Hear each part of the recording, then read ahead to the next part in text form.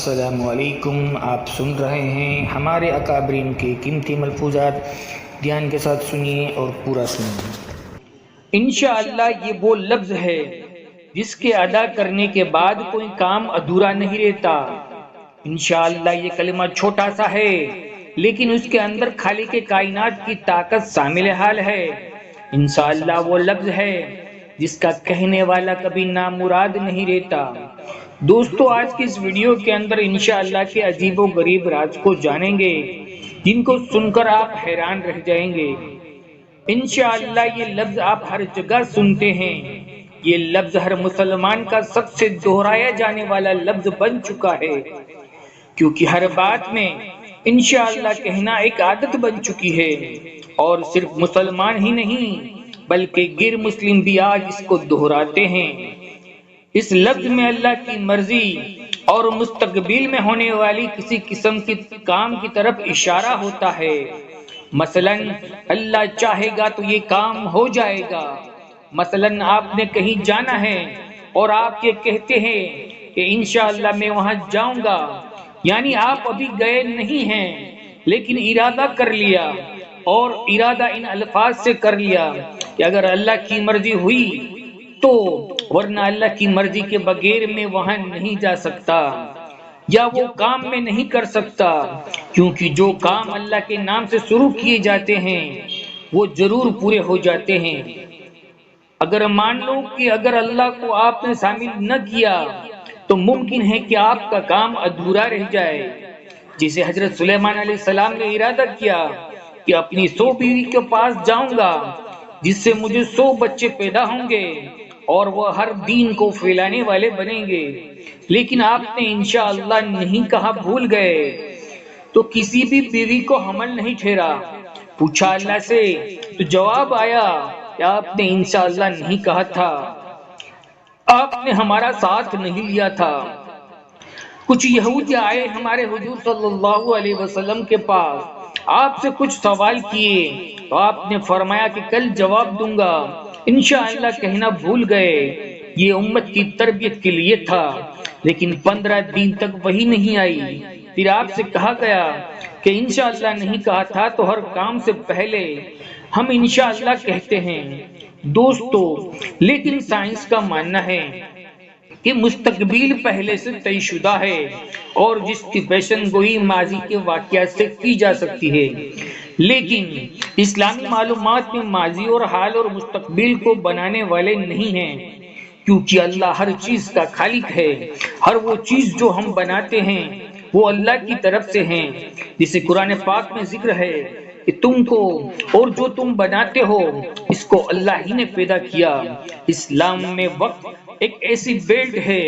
جو اللہ کے پیغام کو لے جاتی ہے۔ گزرا ہوا وقت واپس نہیں آ سکتا، جبکہ موجودہ وقت یعنی حال کچھ ہی دیر کا مہمان ہوتا ہے جسے ہم کسی بھی حال میں نہیں روک سکتے۔ دوسری طرف ہمیں مسلسل بڑھنے والے مستقبل کا احساس بھی ہوتا ہے جو نہایت تیزی سے ہماری طرف بڑھتا ہے۔ ہماری اس ماضی دنیا میں مستقبل میں اس وقت تک کچھ ہونا ممکن نہیں جب تک اللہ کی مرضی شامل حال نہ ہو۔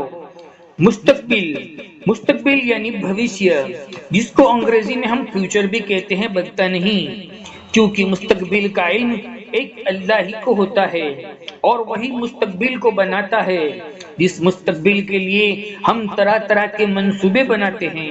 اسلام میں مستقبل کے واقعات ایک جملے اور ایک آیت میں بند ہے، یعنی انشاء اللہ قرآن میں فرماتا ہے، اور کسی کام کی نسبت یہ نہ کہنا کہ میں اسے کل کر دوں گا، مگر انشاءاللہ کہہ کر، یعنی اگر اللہ چاہے گا تو کر دوں گا۔ اور جب اللہ کا نام لینا بھول جاؤ تو یاد آنے پر نام لے لو۔ ہر مسلمان آنے والے وقت میں کچھ ہونے یا کرنے سے پہلے انشاءاللہ ضرور کہتا ہے، چاہے وہ کام بڑا ہو یا کوئی چھوٹا کام ہو، کیونکہ مسلمان کا یہ عقیدہ ہوتا ہے کہ اللہ کی مرضی کے بغیر وہ آنے والے کسی بھی کام کو کرنے کا اہل نہیں ہے، تو صرف منصوبہ بن سکتا ہے، اور کرنے والی ذات ایک اللہ ہی کی ہے، کیونکہ ہمارے منصوبے اور ہمارے ارادے ضروری نہیں کہ مستقبل میں ویسے ہی ہو جیسے ہم نے ترتیب دیا ہوتا ہے۔ اس لیے اللہ فرماتا ہے اور اللہ سب سے بہتر چھپی تقدیر کا جاننے والا ہے۔ یہی وجہ ہے کہ جو لوگ یہ کہتے ہیں کہ اگر اللہ ہی سب چیزوں کا خالق ہے تو پھر گناہ کا خالق بھی تو وہی ہے، تب انسانوں کو سزا کیوں دی جائے گی؟ تو اس کا جواب یہ ہے کہ اللہ نے ایک انسان کے ماضی اور حال کے واقعہ جو ایک انسان خود بناتا ہے، یعنی سوچ سمجھنے کے باوجود وہ کسی غلط کام کو سر انجام دے کر کرتا ہے، یہ سوچتے ہوئے بھی کہ اس کا انجام برا ہوگا، لیکن پھر بھی وہ انسان وہ کام کرتا ہے، تو اس کے مستقبل میں ہونے والے بڑے واقعہ جو اس سے بڑے بڑے گناہوں کو کرواتے ہیں وہ اصل میں انسان کے ماضی اور حال کے واقعات پر حاوی ہوتے ہیں، جن سے وہ سیکھ کر اتنا آگے بڑھتا ہے کہ انہیں گناہوں سے بچنے کے لیے اس کے پاس قرآن اور آپ صلی اللہ علیہ وسلم کے فرمان موجود تھے، لیکن وہ ان پر عمل کرنے کی بجائے غلط راستے کے اوپر چلا گیا، تو اس کا ذمہ دار وہ انسان خود ہوتا ہے۔ انشاءاللہ کہنے سے ہم اللہ کے قانون کے تابع ہو جاتے ہیں، اللہ کی مرضی کے بغیر ہم کچھ بھی نہیں کر سکتے، لیکن اس سے پہلے ہمیں اسلام اور انشاءاللہ کو سمجھنا ہوگا، کیونکہ ہم میں سے زیادہ تر لوگ اس وقت انشاءاللہ کہتے ہیں لیکن اس کا اصل مطلب نہیں جانتے۔ کہیں پر لوگ اس کو پورا ایک لفظ لکھتے ہیں، کہیں پر اس کو جدا جدا لکھا جاتا ہے، تو سوال یہ ہے کہ ان میں سے کون سا لکھنا درست ہے؟ بہت سے لوگوں کا کہنا ہے کہ لفظ انسا کا مطلب ہے پیدا کرنا اور تخلیق کرنا۔ ان کا اعتراض یہ ہے کہ اللہ کے ساتھ اس لفظ کو لکھنا غلط ہے، کیونکہ اسے ایک ساتھ لکھنے سے اس کا مطلب تبدیل ہو جاتا ہے۔ اردو میں یا انگریزی میں یہ لکھ کر ملا کر لکھا جائے یا الگ الگ اس کا مطلب ایک ہی ہوتا ہے جب تک اللہ نہ چاہے، لیکن عربی میں اور قرآن میں یہ الگ الگ لکھا گیا ہے، یعنی انشاء اللہ۔ اب اگر اسے ایک ساتھ لکھا جائے تو یہ بھی انشاء اللہ ہی بنتا ہے، لیکن اگر کہنے میں غلطی نہ ہو تو ایک ساتھ لکھ لیا جائے یا الگ الگ، دونوں طرح لکھنا درست ہے، مگر زیادہ درست طریقہ انشاءاللہ یعنی ان کو الگ الگ لکھنا ہے، کیونکہ عربی کا جملہ ہے اور عربی میں ان حرف صرفیہ ہے جو کلمے سے ہمیں جدا کر کے لکھے جاتے ہیں، جسے ملا کر لکھنا عربی رسم و خط کے خلاف ہے۔ اردو میں چونکہ انشاءاللہ کو ملا کر لکھنے کا رواج ہے، لیکن اس کے معنی میں کوئی تبدیلی نہیں ہوتی ہے۔ اگر کوئی لفظ مجھ سے نادانی کی وجہ سے ملا کر مجھ سے لکھ دے تو اس کا معنی نہیں بدلتا، جس سے یہ معلوم ہوا کہ انشاءاللہ کو اگر کوئی ملا کر لکھتے ہیں تب بھی معنی میں کوئی تبدیلی نہیں ہوگی، اور اگر کوئی پھر بھی یہ کہے کہ اس سے معنی تبدیل ہو جاتی ہے تو ایسا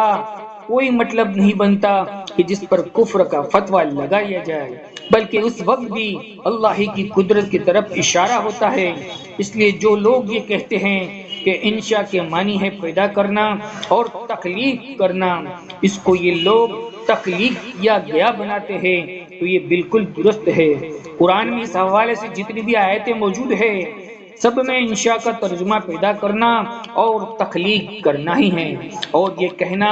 کہ لفظ انشاء کو اللہ کے ساتھ لکھنا بالکل غلط اور کفر ہے، تو یہ جہالت کی انتہا ہے، کیونکہ قرآن میں جہاں جہاں انشاء کا لفظ آیا ہے اس کا قائل اللہ ہی ہے۔ ان تمام آیتوں میں اگر انشاء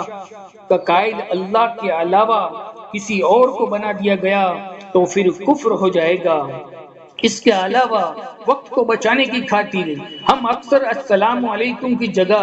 انگریزی میں SAA اور صلی اللہ علیہ وسلم کی جگہ PBUH لکھتے ہیں، تو ایسا کرنا درست نہیں ہے۔ آج کل تمام کام چونکہ کمپیوٹر پر کیے جاتے ہیں، تو اس کے لیے آپ گوگل میں ان الفاظ کو سرچ کر کے ان کو ایک جگہ سیو کر سکتے ہیں، اور پھر جہاں جس قلم یا نوٹس میں ان الفاظ کی ضرورت ہو سمپلی اسے کاپی پیسٹ کر دے، جس سے آپ کا ٹائم کم لگے گا اور لفظوں کی اصل پہچان بھی باقی رہے گی۔ دوستو، ویڈیو کے آخر میں ایک بات ضرور کہیں گے، اگر ویڈیو آپ کو پسند آئی ہو تو ایک لائک اور کمنٹ کرنا بالکل نہ بھولیں۔ انشاءاللہ ملیں گے پھر ایک اور نئے ٹاپک کے ساتھ، تب تک بندے کو اجازت دیجیے۔ اللہ حافظ۔